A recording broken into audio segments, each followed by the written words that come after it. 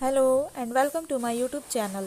आज के इस वीडियो में हम लोग जैक बोर्ड का 12th क्लास का इकोनॉमिक्स का सेट 4 सॉल्यूशन करेंगे। ठीक है, इससे पहले सेट 1, सेट 2 और सेट 3 का सॉल्यूशन मैंने अपलोड कर दिया है। अगर आप लोग देख लिए तो ठीक है, नहीं देखे हैं तो डिस्क्रिप्शन में लिंक दिया है, उसको क्लिक करिएगा, आप लोगों को मिल जाएगा। और चैप्टर वाइज सारे एक एक चैप्टर का आप लोगों को ऑब्जेक्टिव क्वेश्चन आंसर्स भी मिल जाएगा। ठीक है, तो डिस्क्रिप्शन में जो लिंक दिया उसको बस क्लिक करना है, आपके सामने सारे वीडियोस के लिस्ट आ जाएंगे, आपको जो ज़रूरत है वो आप देख सकते हैं। ठीक है, तो चलिए स्टार्ट करते हैं सेट 4 के बारे में। फर्स्ट क्वेश्चन है, निम्नलिखित में से आर्थिक क्रिया का एक उदाहरण है। क्या उदाहरण है? जो लोग शुरू से देख रहे हैं उनको पता होगा आर्थिक क्रिया क्या होता है, तो फट से आप लोग बता देंगे। जो नहीं देख रहे हैं, स्टार्टिंग से वीडियो नहीं कर रहे हैं कोर्स आप लोग, उन लोगों को थोड़ी दिक्कत आएगी, तो इसलिए रिक्वेस्ट है कि आप लोग वो पहले वाले वीडियो देखिए। वैसे मैं कोशिश करूँगी कि आप लोगों को समझा कर ही आंसर बताऊँ। ठीक है, और इंग्लिश मीडियम वाले परेशान मत होइएगा, मैं इंग्लिश में आप लोगों को जो टर्म्स दिए, वर्ड्स दिए, वो आपको क्लियर करा दूँगी। ठीक है, तो इसमें देखो आर्थिक क्रिया का एक उदाहरण है, तो इसमें आपको ये जानना होगा कि आर्थिक क्रिया जो होती है, इकोनॉमिक एक्टिविटीज़ जिसको इंग्लिश में कहते हैं, इकोनॉमिक एक्टिविटी क्या है? तो इकोनॉमिक एक्टिविटी उसको कहते हैं जिससे कि हम लोग को पैसा मिले। ठीक है, जो काम करे तो पैसा मिले। ठीक है, तो मतलब कि इनकम हो, इनकम जनरेट हो। तो देखो ऑप्शन ए है मित्र की शादी में शामिल होना, इसमें तो पैसा नहीं मिलता। ऑप्शन बी पूजा करना, ये पैसा नहीं मिलता। ऑप्शन सी दान करना, मिलता नहीं, देना पड़ता है ना दान करने में। ऑप्शन डी है वस्तुओं का विनिमय, तो वस्तुओं का विनिमय जो होता है, एक्सचेंज ऑफ कॉमोडिटीज़, इसके लिए क्या होता है, पैसे मिलता है ना। तो इसका करेक्ट आंसर हो गया ऑप्शन नंबर डी। अब देखो सेकंड क्वेश्चन है, संसाधनों के वितरण की समस्या का संबंध किस केंद्रीय समस्या से है? यानी डिस्ट्रीब्यूशन ऑफ रिसोर्सेज का जो प्रॉब्लम होता है, उसका रिलेशन सेंट्रल प्रॉब्लम से, कौन से सेंट्रल प्रॉब्लम से है? ऑप्शन ए क्या उत्पादन करे, ऑप्शन बी कितनी मात्रा में उत्पादन करे, ठीक है, या ऑप्शन सी कैसे उत्पादन करे, हाउ टू प्रोड्यूस, या फिर ऑप्शन डी दिया हुआ है यहाँ पे किसके लिए उत्पादन करे, फॉर हुम टू प्रोड्यूस। तो संसाधनों का वितरण जो है, डिस्ट्रीब्यूशन ऑफ रिसोर्सेज, ये जो है सेंट्रल प्रॉब्लम, कौन सा सेंट्रल प्रॉब्लम से जुड़ा हुआ है? कैसे उत्पादन करे। ठीक है, इसकी केंद्रीय समस्या से जुड़ा हुआ है, कैसे उत्पादन करे। तो इसका करेक्ट आंसर हो गया ऑप्शन नंबर सी। अब देखो क्वेश्चन नंबर थर्ड है, साधनों की मितव्ययता से क्या तात्पर्य है? साधनों की माने रिसोर्सेस की मितव्ययता से क्या तात्पर्य है? ऑप्शन ए साधनों का उपयोग नहीं करना, ऑप्शन बी दिया है साधनों का अपव्यय करना, ठीक है, या फिर ऑप्शन सी है साधनों का कंजूसी से प्रयोग करना, या फिर ऑप्शन डी दिया है साधनों का उत्तम उपयोग करना। तो साधनों की मितव्ययता का अर्थ होता है साधनों का अच्छे से इस्तेमाल करना। ठीक है, तो इसका करेक्ट आंसर हो गया ऑप्शन नंबर डी, साधनों का उत्तम उपयोग करना। ठीक है, अब देखो क्वेश्चन फोर्थ है, मैं आपको जैसे जैसे बता रही हूँ, आप लोग अपना मॉडल पेपर होगा आप लोग के पास प्रिंट आउट, तो उस पर टिक मार देना या तो नोटबुक में नोट कर लो। फोर्थ क्वेश्चन है, किस प्रकार की अर्थव्यवस्था में संसाधनों पर सरकार तथा निजी व्यक्तियों दोनों का स्वामित्व होता है? मतलब कि इसमें पूछा है कि कौन सी इकोनॉमी में रिसोर्सेज पर गवर्नमेंट और जो निजी होती है माने प्राइवेट होती है, और प्राइवेट व्यक्ति होते हैं, दोनों का ऑनरशिप होता है। ऑप्शन ए है पूंजीवादी अर्थव्यवस्था, ऑप्शन बी है समाजवादी अर्थव्यवस्था, ऑप्शन सी है मिश्रित अर्थव्यवस्था यानी मिक्स्ड इकोनॉमी, या फिर ऑप्शन डी है केंद्रीकृत योजनाबद्ध अर्थव्यवस्था। तो ऐसी अर्थव्यवस्था जिसपे सरकार और प्राइवेट का, सब दोनों का, गवर्नमेंट एंड प्राइवेट दोनों का ओनरशिप हो, स्वामित्व हो, मालिकाना हक हो, वो होती है मिश्रित अर्थव्यवस्था। ठीक है, मिक्स्ड इकोनॉमी। तो इसका करेक्ट आंसर हो गया ऑप्शन नंबर सी। देखो मैं अच्छे से आप लोगों को क्वेश्चन बता रही हूँ, फिर प्रोनाउंस करके, फिर एक एक ऑप्शंस भी बता रही हूँ, उसके बाद करेक्ट आंसर। तो आप लोगों को क्या करना है, बस ध्यान से सुनना और देखना है, तो आप लोगों को जब एग्जाम में आएगा तो आप लोगों को समझ में आ जाएगा कि हाँ इसका आंसर ये मैम बोली थी। ठीक है, और देखो पूंजीवादी अर्थव्यवस्था जो होती है, कैपिटलिस्ट इकोनॉमी, इसमें प्राइवेट व्यक्तियों का, ठीक है, निजी व्यक्तियों का ही ऑनरशिप होता है, स्वामित्व होता है। और समाजवादी अर्थव्यवस्था में क्या होता है, गवर्नमेंट का इसमें स्वामित्व होता है। ठीक है, और मिश्रित अर्थव्यवस्था में प्राइवेट एंड गवर्नमेंट दोनों का स्वामित्व, ऑनरशिप होता है। अब देखो क्वेश्चन नंबर फिफ्थ क्या है, अर्थशास्त्र का दुर्लभता संबंधी विचार किसने दिया था? अर्थशास्त्र यानी इकोनॉमिक्स का दुर्लभता का अर्थ हो गया स्कार्सिटी। ठीक है, इकोनॉमिक्स का स्कार्सिटी से रिलेटेड जो ओपिनियन है वो किसने दिया था? ऑप्शन ए है अल्फ्रेड मार्शल, ऑप्शन बी है एडम स्मिथ, ऑप्शन सी दिया हुआ है लियोनल रॉबिन्स, या फिर ऑप्शन डी है RGD एलन। तो अर्थशास्त्र का दुर्लभता का विचार जो है लियोनल रॉबिन्स ने दिया था, तो इसका करेक्ट आंसर हो गया ऑप्शन नंबर सी। ठीक है, अब देखो छठा प्रश्न है, उपभोक्ता कौन है, यानी इसमें पूछा है who is a consumer. Consumer कौन है? ऑप्शन ए वस्तु और सेवाओं का निर्माण करने वाला, यानी गुड्स एंड सर्विसेज को जो बनाता है, या फिर ऑप्शन बी विद्यार्थी को पढ़ाने वाला। विद्यार्थी को पढ़ाने वाला तो टीचर होता है, उपभोक्ता नहीं है ना, तो ये तो ऐसे ही रॉन्ग हो गया। फिर ऑप्शन सी है दूसरों को कानूनी सलाह देने वाला, तो ये तो लॉयर होता है ना, दूसरों को कानूनी सलाह देने वाला, उपभोक्ता नहीं। या फिर ऑप्शन डी है अपनी आवश्यकताओं को पूर्ति करने के लिए वस्तु और सेवाओं का उपयोग करने वाला, यानी अपने नीड्स को पूरा करने के लिए गुड्स एंड सर्विसेज का इस्तेमाल करने वाला। तो उपभोक्ता जो होता है अपनी ज़रूरतों के लिए गुड्स एंड सर्विसेज को इस्तेमाल करता है। ठीक है, तो इसका करेक्ट आंसर हो गया ऑप्शन नंबर डी। ठीक है, कंज्यूमर क्या करता है? गुड्स एंड सर्विसेज को यूज़ करता है, किस लिए? अपनी नीड्स को पूरा करने के लिए। क्लियर है? और वस्तु और सेवाओं का निर्माण करने वाला क्या होता है? उत्पादक, प्रोड्यूसर होता है। ठीक है, तो अगर पूछे प्रोड्यूसर कौन है, तो गुड्स एंड सर्विसेज को निर्माण करने वाला। ठीक है, अब देखो क्वेश्चन नंबर 7 है, मांग का नियम लागू होने का कारण है। मांग का नियम लागू होने का क्या कारण है? Law of demand. ठीक है, इसका लागू होने का क्या रीज़न है? ऑप्शन ए सीमांत उपयोगिता ह्रास नियम, ऑप्शन बी आय प्रभाव, ऑप्शन सी दिया हुआ है, एक मिनट, ऑप्शन सी दिया हुआ है आपको प्रतिस्थापन प्रभाव, या फिर ऑप्शन डी दिया है इनमें से सभी। तो मांग का नियम क्यों लागू होता है? क्योंकि सीमांत उपयोगिता ह्रास नियम से, और आय प्रभाव से, और प्रतिस्थापन प्रभाव से भी। तो इसका करेक्ट आंसर हो जाएगा ऑप्शन नंबर डी, इनमें से सभी। क्वेश्चन नंबर 8 देखो क्या है, यदि एक वस्तु की कीमत कम होने से उस वस्तु पर उपभोक्ता का व्यय अधिक हो जाता है तो मांग की कीमत लोच होगी। एक से अधिक, एक से कम, या ज़ीरो। तो पहले क्वेश्चन को समझिए कि बोला है कि अगर एक कमोडिटी का, एक वस्तु का प्राइस जो है कम हो जाए और उस कमोडिटी पर, वस्तु पर कंज्यूमर जो है, उपभोक्ता जो है, वो खर्च अधिक हो जाए इसका, तो मांग की कीमत लोच क्या होगी? ठीक है, इलास्टिसिटी ऑफ डिमांड क्या होगी? तो जिस रेशियो में अगर प्राइस चेंज हो रहा है, अगर उससे ज़्यादा रेशियो में डिमांड चेंज हो, तो इसे हम लोग इकाई से अधिक लोचदार मांग कहेंगे। ठीक है, इकाई से अधिक लोचदार मांग, मोर देन वन। ठीक है, लोचदार मांग कहेंगे। तो यहाँ पे क्या हो रहा है कि वस्तु का कीमत कम होने पर उपभोक्ता का जो खर्च है बढ़ रहा है, यानी कि वो डिमांड जो है ज़्यादा कर रहा है। ठीक है, कम, अगर कीमत कम हो गया तो डिमांड बढ़ा दिया है। तो क्या हो रहा है, जिस रेशियो में प्राइस चेंज हो रहा है उससे ज़्यादा रेशियो में डिमांड चेंज हो रहा है, तो इसको हम लोग इकाई से अधिक लोचदार मांग कहेंगे। तो इसका करेक्ट आंसर हो गया ऑप्शन नंबर बी, एक से अधिक। ठीक है, एक से अधिक, ऑप्शन नंबर बी इसका करेक्ट आंसर हो गया। अब देखो क्वेश्चन नंबर 9 है, यदि एक वस्तु की मांग रेखा कीमत अक्ष एक्स एक्सिस यानी वाई अक्ष के समांतर खींची गई है, तो इसका तात्पर्य है कि उस वस्तु की मांग कीमत लोच का मान है। क्या है? ऑप्शन ए है 0, ऑप्शन बी 1, ऑप्शन सी है एक से कम, या ऑप्शन डी है एक से अधिक। वस्तु की कीमत मांग लोच यानी कि elasticity of demand of commodity क्या होगा? तो देखो, जब भी अगर किसी वस्तु का मांग रेखा यानी डिमांड लाइन जो है वाई अक्ष के समांतर खींची गई है, तो इसका मतलब ये होता है कि उस वस्तु की मांग लोच जो है 0 होगी। ठीक है, 0 होगी। तो इसका करेक्ट आंसर हो गया ऑप्शन नंबर ए। अब 10वां प्रश्न देखो क्या है, किसी वस्तु की मांग वक्र का समीकरण, मांग वक्र यानी डिमांड कर्व का इक्वेशन। ठीक है, मांग वक्र का समीकरण यानी इक्वेशन ऑफ डिमांड कर्व है Q = 10 - P। ठीक है, तो उस वस्तु की प्रति इकाई कीमत 2 रुपये होने पर वस्तु की मांग मात्रा क्या होगी? ठीक है, यहाँ पे देखो डिमांड कर्व का इक्वेशन दिया हुआ है 10 - P, Q = 10 - P, और पूछा है कि वस्तु का पर यूनिट अगर प्राइस 2 रुपीज़ हो, 2 रुपया हो, तो वस्तु की मांग की मात्रा क्या होगी, क्वांटिटी क्या होगी? ठीक है, तो यहाँ पे क्वांटिटी बराबर दिया है 10 - P।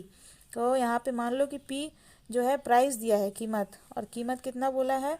वस्तु की प्रति इकाई कीमत 2 रुपये। तो अगर फॉर्मूला में पुट करें Q = 10 - P, तो क्या हो जाएगा? 10 - P, P की जगह में 2 रखेंगे तो 10 - 2। ठीक है, 10 - 2 कितना होगा? 8। तो क्वांटिटी कितना हो गया? वस्तु की मांग मात्रा क्वांटिटी डिमांडेड कितना हो गया 10 - 2 8, ठीक है। तो इसका करेक्ट आंसर हो गया ऑप्शन नंबर डी 8। अब देखो क्वेश्चन नंबर 11 क्या है।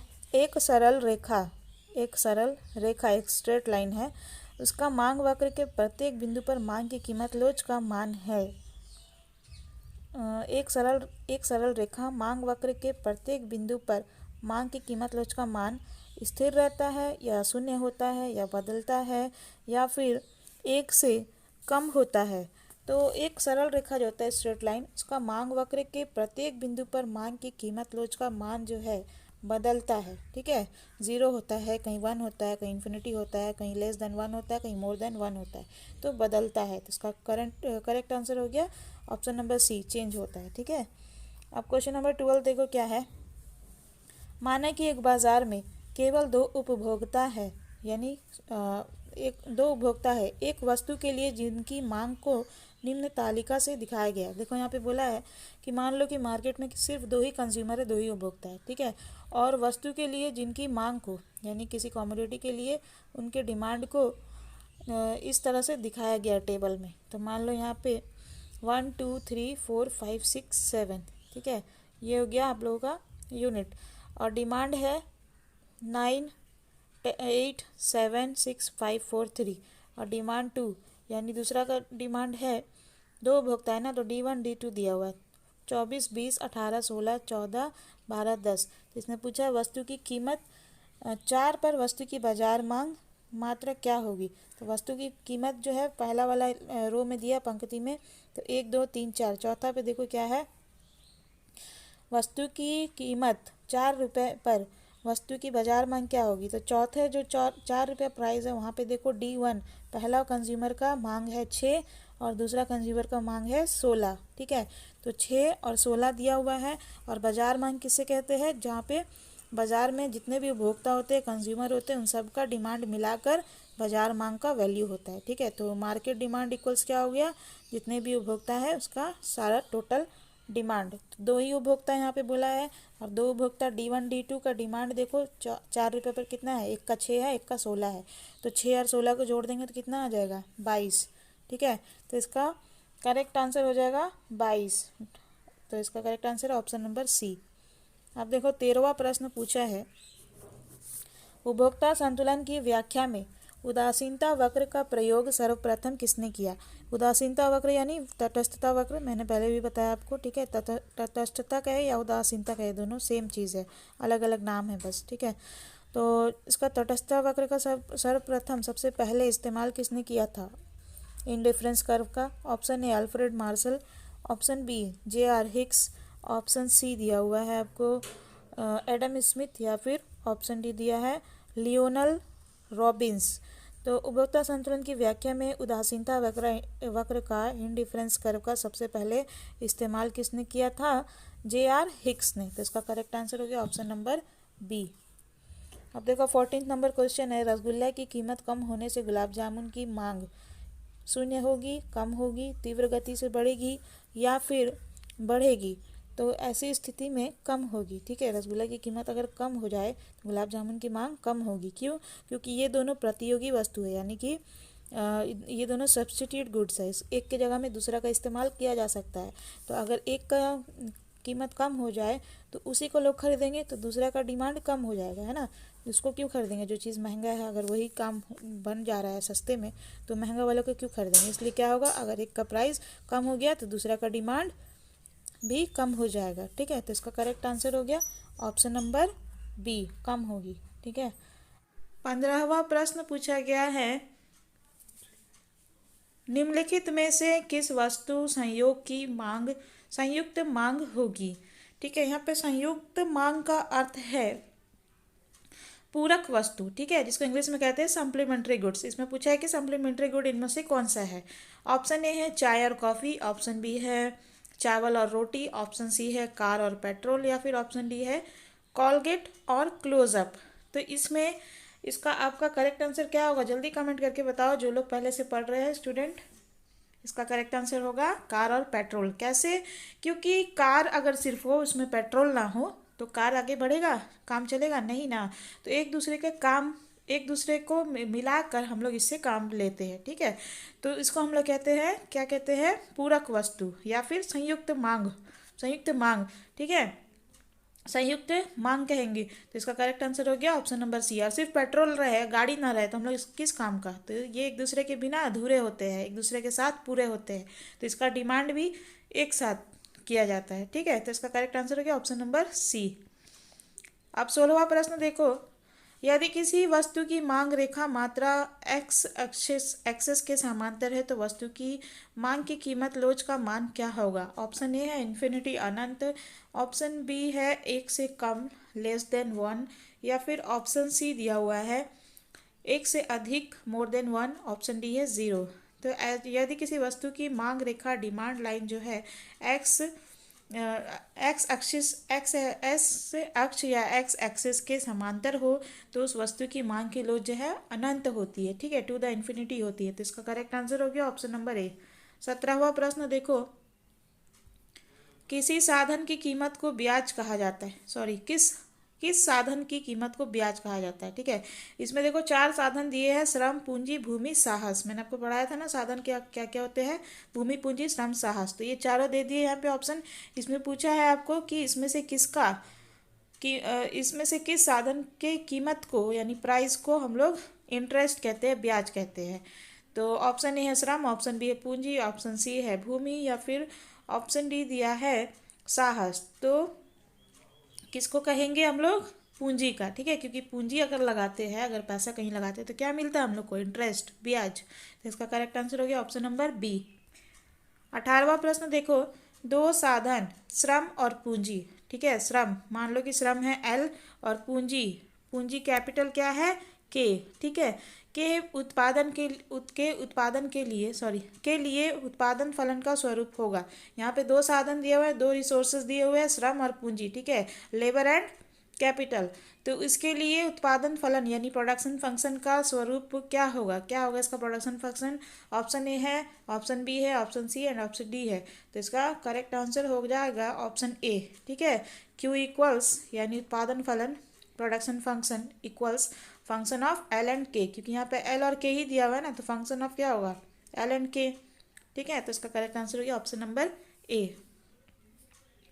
अब देखो 19 नंबर क्वेश्चन है, एक उत्पादन फलन में साधनों के किस संयोग को शामिल किया जाता है, यानी कि प्रोडक्शन फंक्शन में रिसोर्सेज के कौन से संयोग को शामिल किया जाता है। ऑप्शन ए है तकनीकी रूप से दक्ष, ऑप्शन बी तकनीकी रूप से अदक्ष, ऑप्शन सी दिया हुआ है यहाँ पे आर्थिक रूप से अदक्ष, या फिर ऑप्शन डी है किसी भी संयोग को। तो एक उत्पादन फलन में साधनों के किसी भी संयोग को शामिल किया जाता है। तो इसका करेक्ट आंसर क्या ऑप्शन नंबर डी। अब 20वां प्रश्न देखो क्या है, उस वक्र को क्या कहा जाता है जो समान उत्पादन करने वाले 2 साधनों के विभिन्न संयोगों को दर्शाते हैं, ठीक है। उस कर्व को क्या कहते हैं, इंग्लिश में समझिए, उस कर्व को क्या कहते हैं जो एक जैसा प्रोडक्शन करने वाले 2 रिसोर्सेज के डिफरेंट संयोगों को, ठीक है, कॉम्बिनेशंस को शो करते हैं। ऑप्शन ए उदासीनता वक्र यानी इनडिफरेंस कर्व, ऑप्शन बी उपयोगिता वक्र यानी यूटिलिटी कर्व, ऑप्शन सी दिया हुआ है समुत्पादन वक्र, या ऑप्शन डी है समलागत वक्र। तो इसका करेक्ट आंसर हो जाएगा समुत्पादन वक्र, ठीक है। इसका इंग्लिश में होगा इक्वी प्रोडक्शन कर्व, ठीक है। तो इसका करेक्ट आंसर हो गया ऑप्शन नंबर सी। अब देखो क्वेश्चन नंबर 21 है, 2 साधनों एल और के के लिए उत्पादन फलन Q equal A L two L का पावर है अल्फा एंड के का पावर है बीटा है, तो श्रम की 0 इकाई के रोजगार से कुल उत्पादन क्या होगा, ठीक है। यहाँ पे देख लो दिया है उत्पादन फलन, दिया है production function A L alpha के बीटा, ठीक है, ये फॉर्मूला दिया है उत्पादन फलन का। तो श्रम की 0 इकाई पर यानी लेबर के 0 यूनिट पर रोजगार से टोटल जो आपका प्रोडक्शन है, कुल उत्पादन है, क्या होगा, ठीक है। तो यहाँ पे फॉर्मूला जो दिया है Q equal A L alpha के बीटा, तो उसी पे हम लोग बैठाएंगे। अगर क्वांटिटीज मान लो 0 यूनिट में पूछा है तो 0 यूनिट अगर रखेंगे तो यहाँ पे लेबर का क्वांटिटी बोला है क्वेश्चन में श्रम की इकाई 0 इकाई के रोजगार से उत्पादन कुल क्या होगा। तो यहाँ पे लेबर बोला है तो यहाँ पे Q इक्वल एल, एल के जगह में, लेबर के जगह में, एल के जगह में क्या लगाएंगे 0। और यहाँ पे किसी चीज़ का वैल्यू नहीं दिया, लेकिन अगर वैल्यू दिया भी रहता तो 0 से किसी भी संख्या को, अगर हम बड़े से बड़े संख्या को, 1000 को, लाख को, 10 लाख को, 100 को, 200 को, 3 4 5 किसी को भी गुणा करेंगे तो क्या आता है 0। ठीक है, तो अगर 0 इकाई पर कितना होगा 0 ही होगा। तो इसका करेक्ट आंसर हो गया ऑप्शन नंबर ए। ठीक है, फॉर्मूला में बैठाए, क्या बैठाए, इकाई श्रम का जो है, लेबर का यूनिट जो दिया हुआ है 0, उसको हम लोग फार्मूला में बैठाए। अब बाकी सबका तो नहीं दिया, लेकिन 0 से गुणा करने से 0 आता है, इसलिए 0 आंसर हो गया। समझ में आया। अब देखो क्वेश्चन नंबर 22 क्या पूछ रहा है। निम्नलिखित में से किस वक्र का आकार उत्पाद अक्ष एक्स अक्ष या एक्स एक्सिस के समांतर होता है। ऑप्शन ए है कुल स्थिर लागत यानी total fixed cost. Option B है औसत परिवर्तनशील लागत यानी average variable cost. Option C है कुल परिवर्तनशील लागत यानी टोटल वेरिएबल कॉस्ट। या फिर ऑप्शन डी दिया है इनमें से सभी, ऑल ऑफ दीज। तो कुल स्थिर लागत वक्र का आकार उत्पाद एक्स एक्सिस के समांतर होता है। इसका करेक्ट आंसर हो गया ऑप्शन नंबर ए। 23 देखो क्या पूछा है।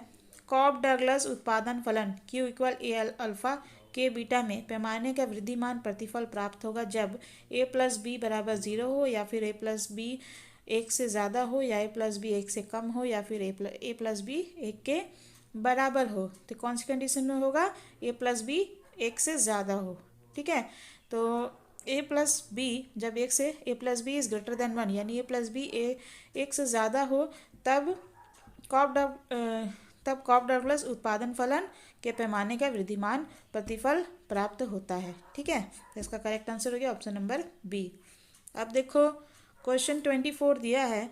एक लागत फलन के संबंध में कौन सा कथन सत्य है। ठीक है, लागत फलन यानी कॉस्ट फंक्शन के बारे में कौन सा जो स्टेटमेंट दिया हुआ है वो ट्रू है। ऑप्शन ए यह आगतों का अधिकतम लागत संयोगों को व्यक्त करता है। ऑप्शन बी है यह उत्पादन और साधनों के बीच का संबंध है। ऑप्शन सी है यह लागत और आगतों के बीच का संबंध है। या फिर ऑप्शन डी है एक लागत फलन में न्यूनतम लागत आगतों के संयोग को सम्मिलित किया जाता है। तो लागत फलन यानी कॉस्ट फंक्शन के बारे में कौन सा ट्रू है। इसके बारे में ये सही है कि यह लागत और आगतों के बीच का संबंध है। ठीक है, कॉस्ट फंक्शन क्या है, लागत यानी कॉस्ट और आगत। ठीक है, यानी इनपुट आउटपुट के बीच का रिलेशन होता है। तो इसका करेक्ट आंसर हो गया ऑप्शन नंबर सी। क्लियर है। अब देखो क्वेश्चन नंबर 25 है। एक उत्पादक यानी एक प्रोड्यूसर जो है दो साधनों श्रम एल और पूंजी के भिन्न 3 संयोगों x L equal 6, K equal 3, Y L equal 4 and K equal 4 तथा Z L equal 3, K equal 6 के से किसी वस्तु की 40 इकाई का उत्पादन करता है, यह मानते हुए कि श्रम और पूंजी पर उसे प्रति इकाई लागत क्रमशः 2 रुपये तथा 3 रुपये है, तो वह उत्पादन के लिए किस साधन का संयोग का चयन करेगा। देखो यहाँ पे बोला है कि एक प्रोड्यूसर जो है वो श्रम और पूंजी यानी लेबर एंड कैपिटल से अलग अलग कॉम्बिनेशन संयोग जो है उससे वस्तु का 40 यूनिट्स प्रोडक्शन कर सकता है। ठीक है, यानी कि चाहे वो L6 K3 ले या फिर L4 K4 ले या फिर L3 K6 ले, इन सब से कोई सा भी ले तो 40 यूनिट का ही प्रोडक्शन करेगा। ठीक है, तो ये मानते हुए कि श्रम और पूंजी पर उससे प्रति इकाई यानी पर यूनिट लागत जो है 2 रुपया और 3 रुपया लगे, तो वह उत्पादन के किस साधन का संयोग का चयन करेगा। तो सबसे पहले ये जान लीजिए कि प्रोडक्शन जो होता है उसमें उत्पादक जो होते हैं, प्रोड्यूसर जो होते हैं प्रोडक्शंस में, वो यही चाहते हैं कि कम से कम में वो अपना प्रोडक्शन का काम कंप्लीट कर ले। ठीक है, तो इसमें जो सबसे कम होगा उसी में करेंगे। तो हम लोग इसमें वैल्यू निकाल के देखना होगा कि सबसे कौन कम है। ठीक है, कौन सा सबसे कम इसमें ये आ रहा है, लागत आ रहा है, कॉस्ट आ रहा है, एक्स में आ रहा है, वाई में आ रहा है या फिर जेड में आ रहा है, तो उसी के हिसाब से हम लोग का आंसर होगा। ठीक है, तो मान लीजिए अगर लेबर ले रहा है यानी श्रम ले रहा है 6, ठीक है, 2-2 रुपया करके, तो एक्स को हम लोग निकाल रहे हैं अभी। ठीक है, 2-2 रुपया करके 6 कितना हो गया, 2 × 6 12। ठीक है, 12। और कैपिटल ले रहा है 3 रुपया करके, तो 3 × 3 कितना हुआ, 9। तो यहाँ पे 12 और 9 कितना हुआ, 12 8 20 21। तो मान लीजिए x 21 है, आप लोग लिखते जाइए जैसा मैं बता रही हूँ, ठीक है। x 21 है और y का वैल्यू मान लीजिए यहाँ पे l बराबर 4 दिया है एंड k बराबर 4 दिया है। तो लेबर श्रम का बोला है 2 रुपया और पूंजी का बोला है 3 रुपया। तो l को हम लोग 2 से गुणा करेंगे और k को 3 से, ठीक है। तो l का वैल्यू 4 है तो 4 दूनी 8 हो गया और k का वैल्यू 4 है तो 4 दूनी 3 सॉरी 4 दिया 12 हो गया। तो 12 और 8 20 हो गया, ठीक है। तो एक पहला का हुआ 21 और दूसरा का हुआ 20। अब तीसरा का देखते हैं क्या हो रहा है। 3 एंड 6 है तो 3 को 2 से गुना करेंगे तो 6 और 6 को 3 से तो 18। 18 19 20 24 24 हुआ। तो 21 20 24 एक्स का वैल्यू आया 21, वाई का आया 20 और जेड का आया 24। तो सबसे कम कौन सा है, वाई है। तो ठीक है, तो क्या करेगा एक प्रोड्यूसर जो है वाई वाले संयोग से, वाई वाले कॉम्बिनेशन से प्रोडक्शन करने का चयन करेगा, चूज करेगा, ठीक है। तो इसका करेक्ट आंसर हो गया ऑप्शन नंबर बी। क्लियर है। आप देखो 26, अगर कुछ कन्फ्यूजन हो तो आप लोग कमेंट करके पूछ सकते हैं, ठीक है। 26 देखो क्या पूछा है। अल्पकाल में एक उत्पादक को 50 रुपये की लागत का वहन करना ही पड़ता है, चाहे वो उत्पादन करे या ना करे, ठीक है। तथा वस्तु देखो यहाँ पे उत्पादन करे या ना करे, इसका मतलब ये हो गया कि ये टोटल फिक्स्ड कॉस्ट की बात हो रही है, ठीक है। उत्पादन हो या ना हो 50 रुपया लागत, 50 रुपया कॉस्ट जो है खर्च करना ही पड़ेगा प्रोड्यूसर को, ठीक है। तो ये जो 50 है, 50 रुपये, ये क्या हो गया टोटल फिक्स्ड कॉस्ट, ठीक है। टोटल फिक्स्ड कॉस्ट, इसको हिंदी में कहते हैं कुल स्थिर लागत। कुल स्थिर लागत हो गया 50 रुपये। तथा वस्तु की 10 इकाई उत्पादन करने के लिए परिवर्तनशील साधनों पर 60 रुपया खर्च करना पड़ता है। परिवर्तनशील साधन यानी कि यहाँ पे हो गया परिवर्तनशील लागत हो गया आपका 60 रुपया, ठीक है। इसको इंग्लिश में कहेंगे टोटल वेरिएबल कॉस्ट, लिख लो TVC बराबर 60 रुपया।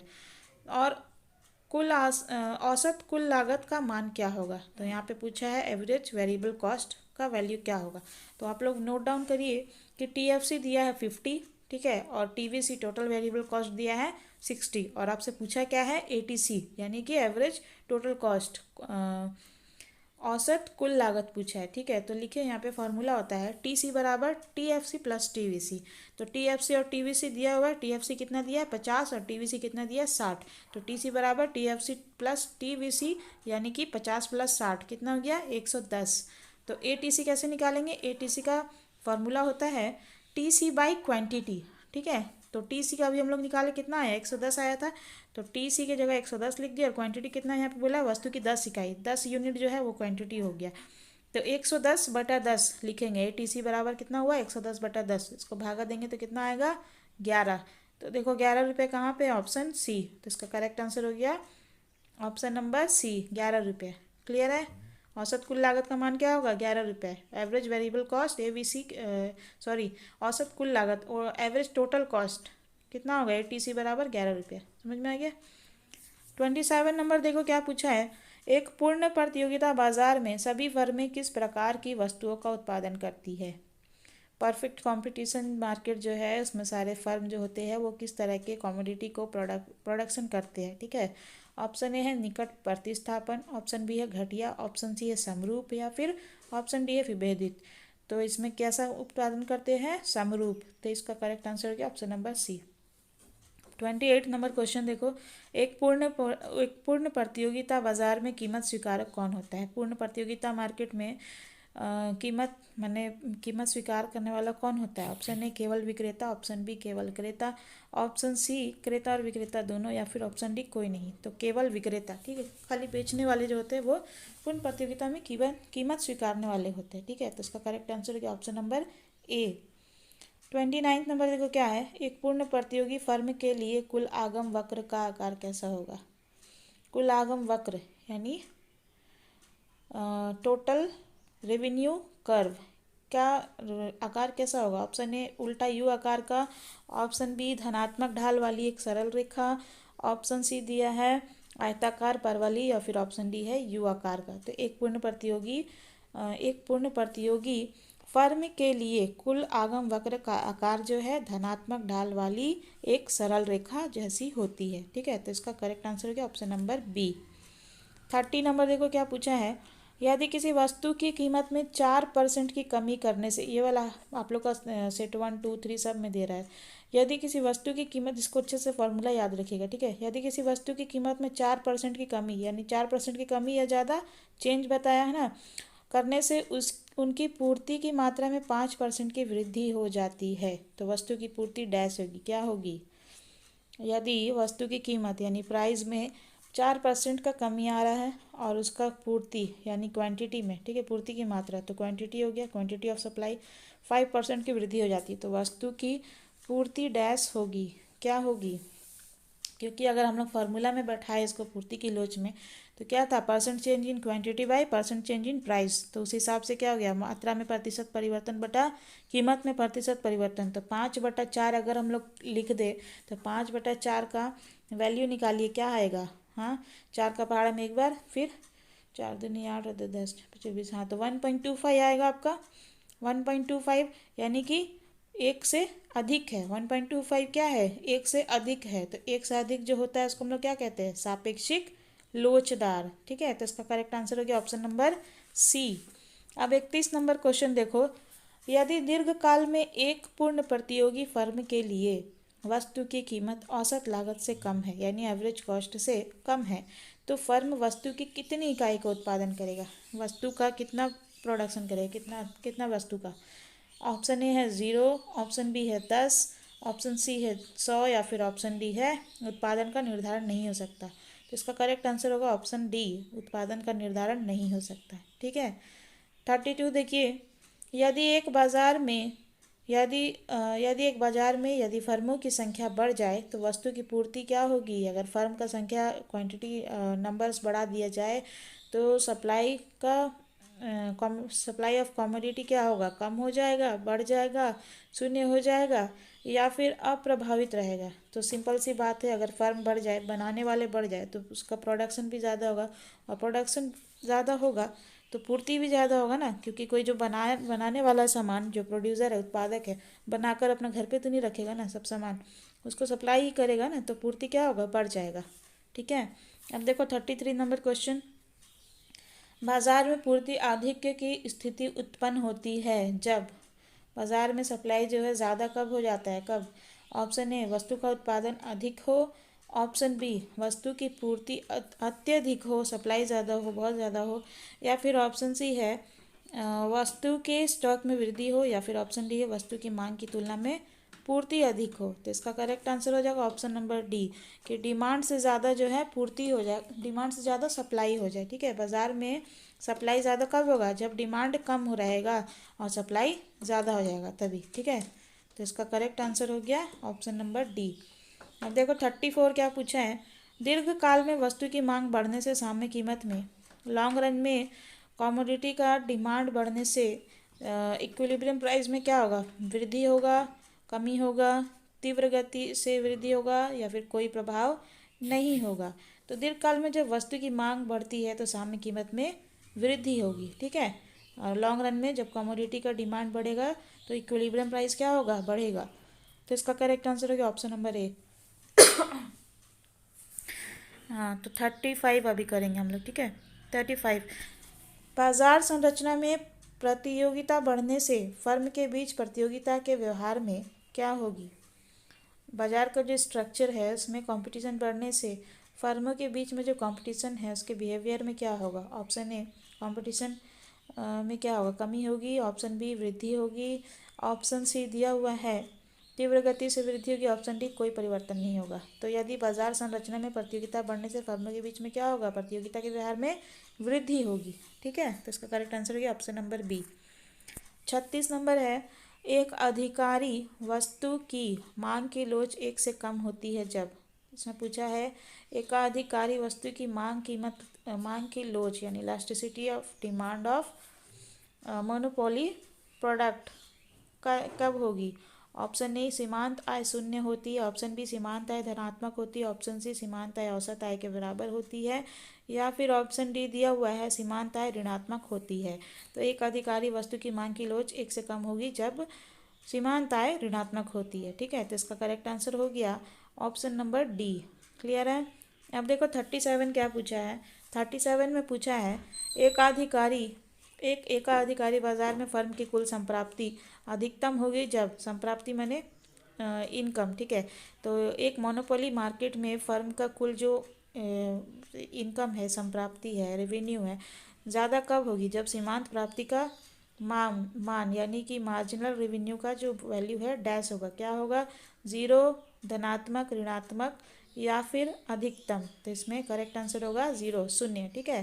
क्योंकि एक एकाधिकारी बाजार में फर्म की कुल संप्राप्ति अधिकतम होगी जब सीमांत संप्राप्ति का मान ज़ीरो हो, ठीक है। तो इसका करेक्ट आंसर हो गया ऑप्शन नंबर ए। अब देखो 38 नंबर क्वेश्चन क्या पूछा है। एक एकाधिकार निम्न में से किसका निर्धारण कर सकता है? मोनोपोली जो है क्या डिटरमाइन कर सकता है? केवल कीमत का, ऑप्शन बी केवल मात्रा का, ऑप्शन सी दिया है एक साथ कीमत और मात्रा दोनों का, या फिर ऑप्शन डी है कीमत तथा मात्रा में किसी एक का। तो इसका करेक्ट आंसर हो जाएगा ऑप्शन डी कीमत तथा मात्रा में किसी एक का, क्योंकि मोनोपोली जो है या तो कीमत का निर्धारण कर सकता है या फिर मात्रा का, किसी एक का कर सकता है, ठीक है। तो इसका करेक्ट आंसर हो गया ऑप्शन नंबर डी। अब देखो 39 नंबर क्वेश्चन क्या पूछा है। एक फर्म संतुलन की अवस्था में होगी जब फर्म जो है इक्विलिब्रियम के कंडीशन में होगी। कब होगी? ऑप्शन ए कुल लागत और कुल संप्राप्ति का समान मान होगा, या फिर ऑप्शन बी दिया है कुल लागत सीमांत संप्राप्ति के बराबर होगी, ऑप्शन सी है कुल संप्राप्ति सीमांत लागत के बराबर होगी, या फिर ऑप्शन डी दिया है कुल संप्राप्ति और कुल लागत के बीच का अंतर अधिकतम होगा। तो इसका करेक्ट आंसर हो जाएगा ऑप्शन नंबर डी कुल संप्राप्ति और कुल लागत के बीच का अंतर अधिकतम होगा। एक फर्म जो है इक्विलिब्रियम के कंडीशन में कब होगा? जब टोटल रेवेन्यू और टोटल कॉस्ट के बीच में डिफरेंस ज़्यादा हो, ठीक है, अधिकतम मैक्सिमम हो। अब देखो 40 नंबर क्वेश्चन पूछा है।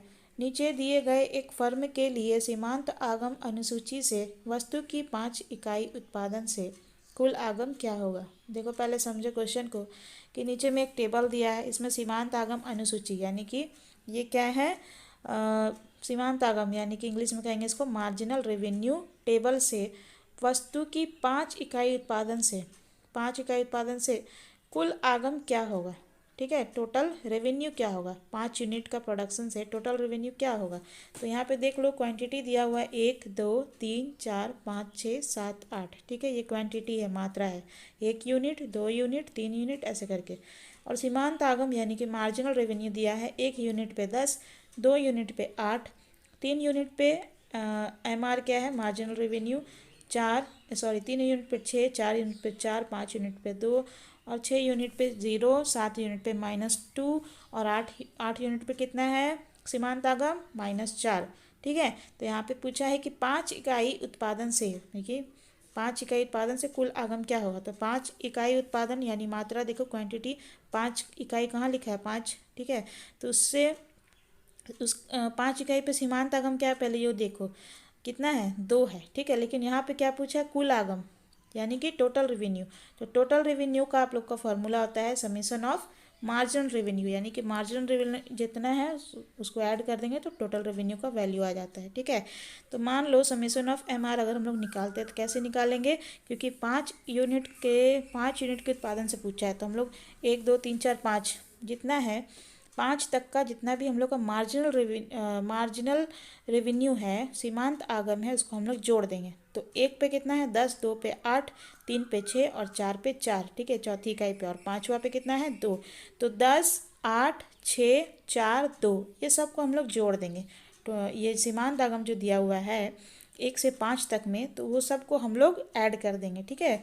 तो मार्जिनल रेवेन्यू को टोटल जब हम लोग ऐड कर देंगे तो हम लोग का टोटल रेवेन्यू यानी कि जो क्वेश्चन में पूछा है कुल आगम वो निकल जाएगा। तो 10 को जोड़ेंगे 8 तो 18 हुआ, 18 जोड़ 6 कितना हुआ? 19 20 4 24 हुआ, 24 जोड़ 4 कितना हुआ? 28 हुआ, और 28 जोड़ 2 कितना हुआ? 30 हुआ, ठीक है। तो कितना हम लोग का आंसर आ गया? टोटल रेवेन्यू कुल आगम कितना हुआ? 30। तो इसका करेक्ट आंसर हो गया ऑप्शन नंबर सी। क्लियर है? फिर भी कोई कन्फ्यूज़न कोई डाउट तो कमेंट करके पूछ लेना। वीडियो अच्छा लगे तो लाइक ज़रूर करना, चैनल को सब्सक्राइब कर लेना, बेल आइकन को दबा देना ताकि नई वीडियोस की नोटिफिकेशन मिल जाए, और इसे अपने स्टडी ग्रुप एंड क्लासमेट से प्लीज़ शेयर कर देना। And thank you viewers for watching this video.